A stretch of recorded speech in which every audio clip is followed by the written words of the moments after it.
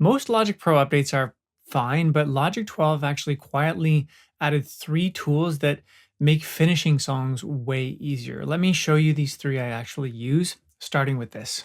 Now here's the old problem. If I want to build an idea around this, I need to know the chords, right? Obviously, but now with Logic 12, I can just drag this region into the chord track here and Logic analyzes it instantly. I don't manually have to guess anymore. And now everything else in my session can follow that harmony, which means I can just build around it a lot faster. And this also works for your like own recordings like this, or even splice loops, MIDI region. Even if you like split the stems of a song and then upload that chord progression there, it works too. So old me would spend like 10 minutes trying to figure that out on my guitar, but now I could just do it in like 2 seconds. Really great because I can just stay in the flow. And by the way, tools like this are really, really helpful, but knowing when to use them is actually what helps you speed up production. That's exactly why I mapped them out for free in the roadmap below. Okay, the next tool is where things can get really powerful. So once Logic knows the chords, you can now use the new session players to just follow them automatically. So I can add a synth chord player like this, but here's a problem.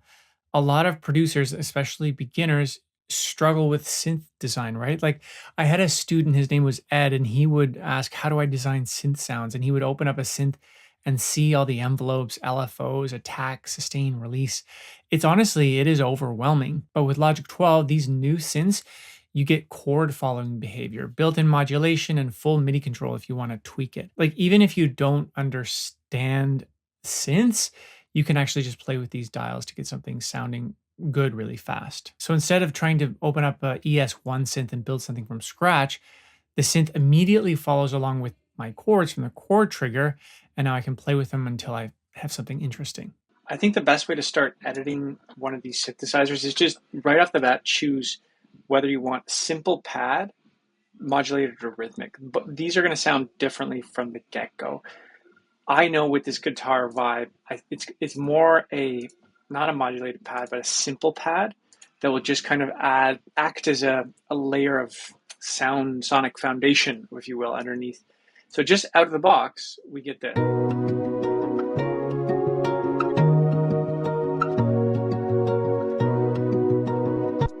Which doesn't sound that bad if it's a bit stock. So you can play around with the intensity of how kind of loud that will sound.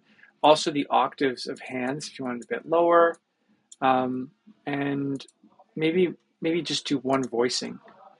And we'll go root and octave. See what that sounds like.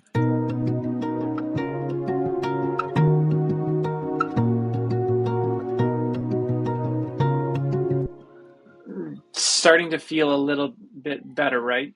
Just by doing a bit of editing like that. Now that lonely guitar loop doesn't feel empty anymore. It feels way more produced pretty quickly. You can also do the same thing with synth bass as well.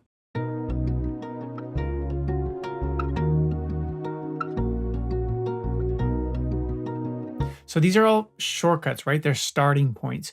Once you find something you like, it is important to actually dial deeper on the actual quality and authenticity of the sound. Because at the end of the day, these are session player stock sounds, so we need to edit them to make it sound authentic. One quick note though, like you might be asking yourself, do these sounds sound stock or cheap? And sometimes, yes, they can sound a little stock, but if the idea is strong, you can always swap out the sounds for better sounds later. Okay, so now we've got the harmony and texture.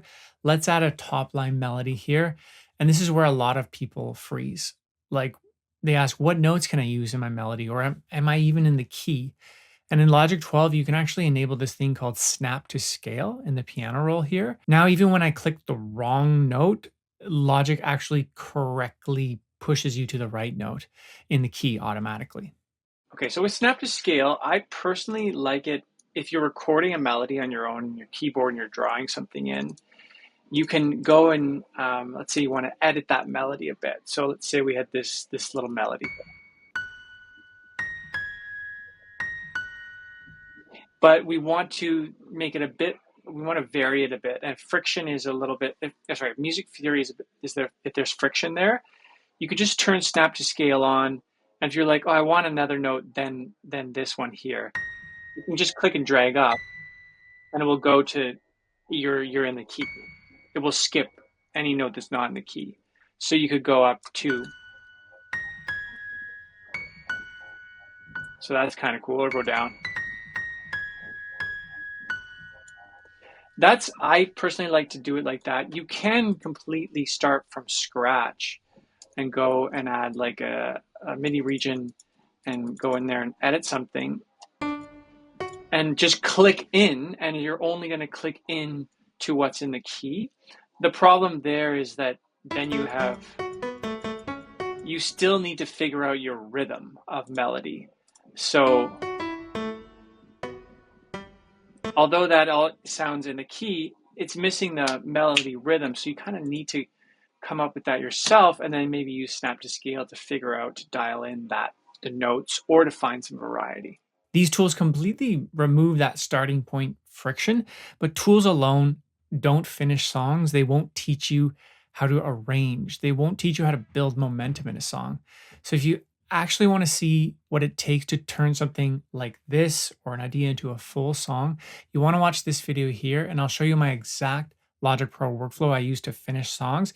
It's a deep dive and really for those who are serious about leveling up. So I'll see you there.